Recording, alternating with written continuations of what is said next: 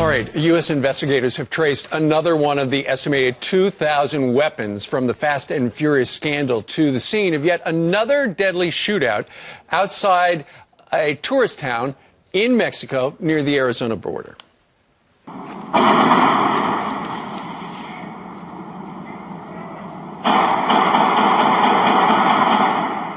Wow, the shooting left at least 5 suspected cartel gunmen dead, and it's raising even more questions as to why no one was held accountable for this failed gun-running operation in the first place. Joining us right now is the author of Fast and Furious, Barack Obama's Bloodiest Scandal, and its shameless cover-up, Katie Pavlich. Katie, are you surprised where we're at today, where we just hear about these things and there's been no hell to pay for anyone? I'm not surprised. This is the same playbook we've seen with this administration, with every single problem that we've had that comes out of any department in the administration. We're talking about now 1,400 of these Fast and Furious guns that are still missing.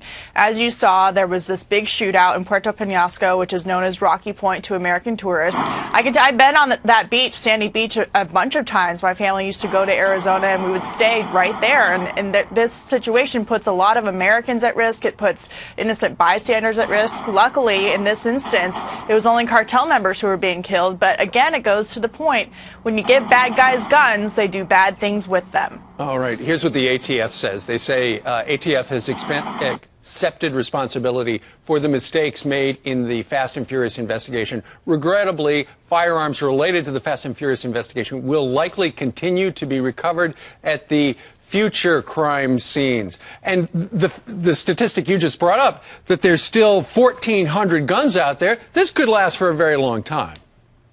Absolutely. And, you know, ATF's definition of responsibility has always been a very loose one that they use.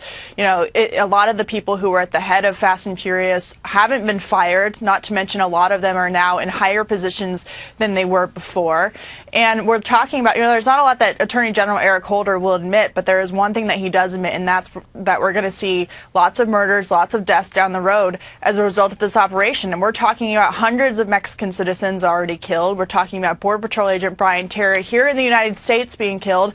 And, of course, let's not forget that these guns are being used by cartel members against chiefs of police, against public officials, against you know, people like, you know, just people who are in public office. Right. It's not like they're just killing each other with them. They're going after these very public officials with these weapons, and they're being very successful. But unless there's a public outcry, this thing's going to go by the boards. Is there anything in the pipeline legally that could bring this to the surface again? Anything congressionally that could bring this out?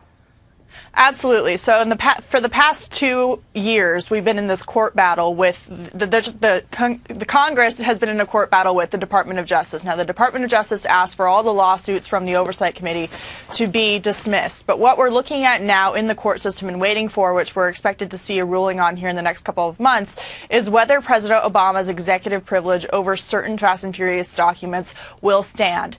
If a judge strikes that down, documents will have to be turned over, and then there'll be lots of information released, which will probably give us more than we already know about the operation, and a way to kind of present more information to the public about what happened. Well, given the fact that a couple of agents died in it, you would think that they would go ahead and reveal it. We'll stand by. You would think. You would think indeed. All right, Katie, thank you very much. Happy New Year to you. Thanks, guys. Happy New Year. All right, go get him, Katie. Meanwhile,